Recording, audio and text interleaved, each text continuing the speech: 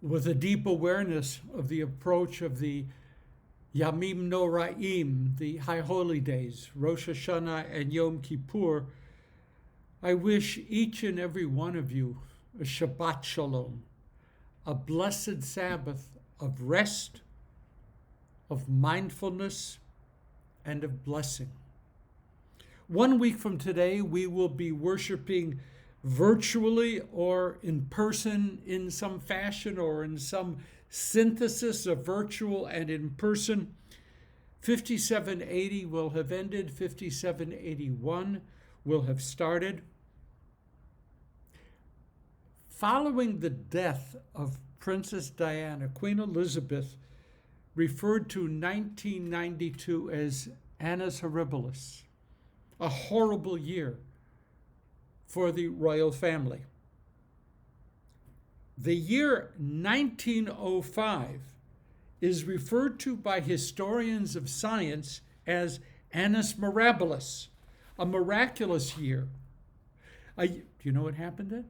A year in which Einstein opened the door to quantum mechanics and laid the foundations for a revolutionary understanding of our universe. A miraculous year. But the first use of the term Annus Mirabilis in English language, seems to be in Dryden's poem of that name that celebrated the year 1666. So you ask, what was so miraculous about 1666? On the face of it, it was a pretty tough year. Okay, the English defeated the Dutch in a great sea battle, 1666.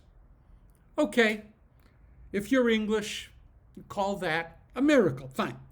But that same year also saw a huge fire that ravaged most of London. And that same year, 1666, also saw the bubonic plague raging through England with murderous power. Now, since when can fiery destruction and murderous disease be called miraculous? In Dryden's eyes, as he wrote, England finally had a great ruler in Charles II. Even as the fire consumed much of the historic city, Charles published his plan not only for a rebuilding of London, but for making it a cleaner, safer, greater city. Such a leader, in Dryden's eyes, was actually miraculous. And as for the plague, it was beginning to wane in 1666, and much of Dryden's personal world had somehow survived intact. And he had survived. In Dryden's eyes, this was yet another miracle. It was Annus Mirabilis. Was 5780, which included much of 2020, was it an Annus Horribilis or an Annus Mirabilis? For Dryden, the fire and the plague were undeniably real and horrible. But the miraculous came about through what human beings sought to make out of such desperately devastating losses. We are living today in 2020 under the crushing burden of our own murderous plague, even as much of the western part of our country is being laid waste by terrible fires. We can't even see the sun out there. It hasn't for 3 days. How we react to such losses will depend not merely on the objective data of death and destruction, but in how we choose and how our leaders choose to move us forward. If we choose wisely, if our leaders choose wisely, and if we choose our leaders wisely, then today's twin horrors might just open the doors to a better world. Without denying our pain and without shutting our eyes to our horrible losses, we can rise phoenix-like from out of the ashes. And that, in Dryden's terms, would be wondrous, in fact, miraculous. Our combined Sedras this week are Nitzvaim-Vayelech, Deuteronomy 29:9 and following. It is late in the final day of Moses' life. These are almost his final words. So what does Moshe Rabbeinu choose to focus upon at such a moment? We are all in this together.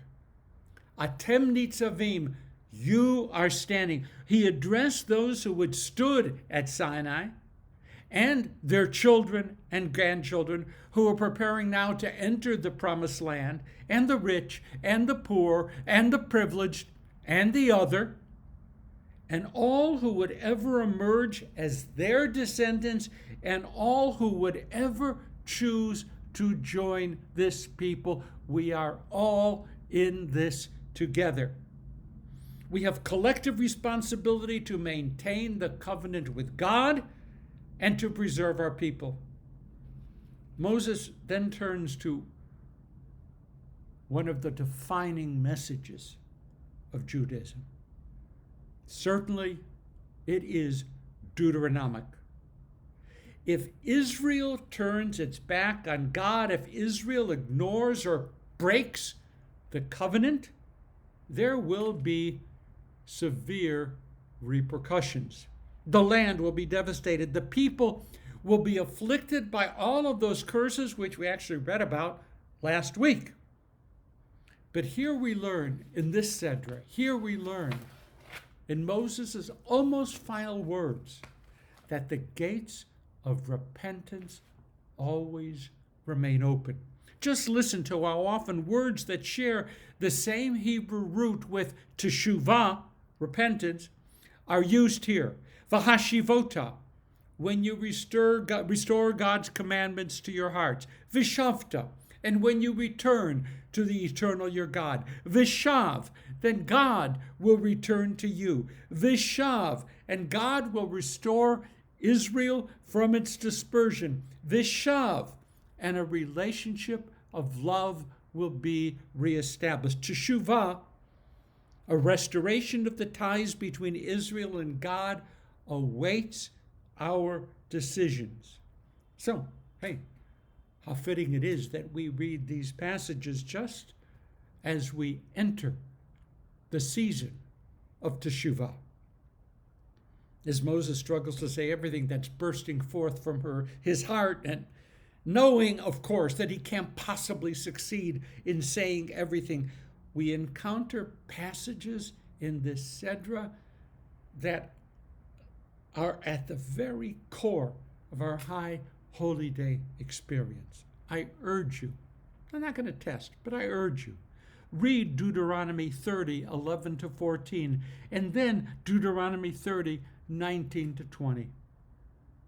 Lo rechokahi, Torah is not far out in some unreachable place. Torah lives within our hearts. We can utterly transform ourselves merely by remembering that fact. Torah lives in our hearts. More. And then the capstone. I call heaven and earth to witness against you this day. I have put before you life and death, blessing and curse. Uvachartem b'chayim. Choose life. Great. I mean, this is quintessential Jewish thought. Choose life. Having said this, Moses is now ready for his final blessing of the people. His mission is just about concluded. So much of what I've come to understand and to passionately embrace about Judaism is found in these glorious passages. We are imperfect. We are not expected to be perfect. And we are not damned by our imperfections, but we are challenged by them. Challenged to look deeply into our own hearts and there find Torah. Challenged to find our way closer to what God expects of us. Challenged to set aside our weak excuses, which serve only to embolden our moral and ethical weaknesses. So Teshuvah, returning to God, restoration of the covenant, Teshuvah, changing our behavior, turning toward what we want our world to be, is within our grasp. As the prophet Zechariah says, Shuvu Eli, when you return to me, God proclaims, you will find me returning to you. And so, my friends, we're responsible for each other. Kol Yisrael Arivim Zeh B'zeh. Every Jew is responsible for every other Jew. And we are never alone.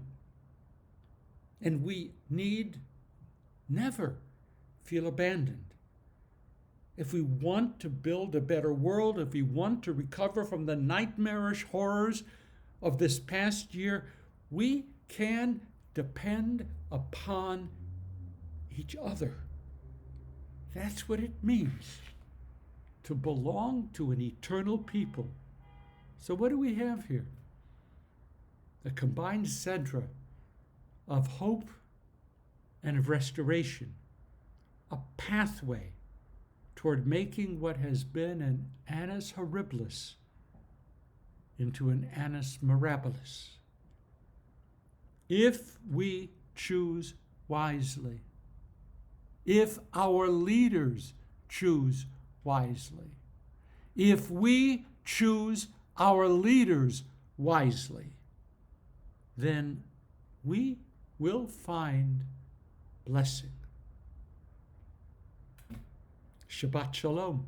And in case you're interested, yes, we will post on Facebook and YouTube this coming Friday morning. Our study will never miss a beat. I'll see you next year. Shabbat